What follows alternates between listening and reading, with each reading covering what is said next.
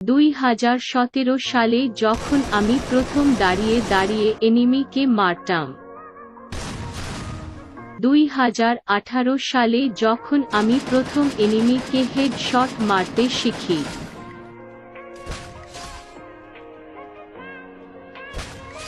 2019 সালে যখন আমি প্রথম এনিমিকে স্কোপ অন করে হেডশট মারতে পারি।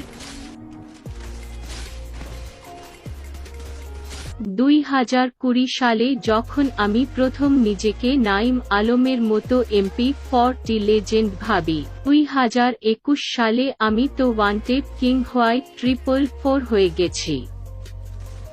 2022 সালে তো B2K ভিনসেনজো সবাই আমার কাছে বাচ্চা।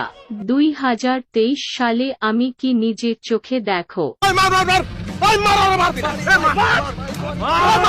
মার কোক সর্বতে মার মাইরা ভালো মাইরা ভালো পারা পারা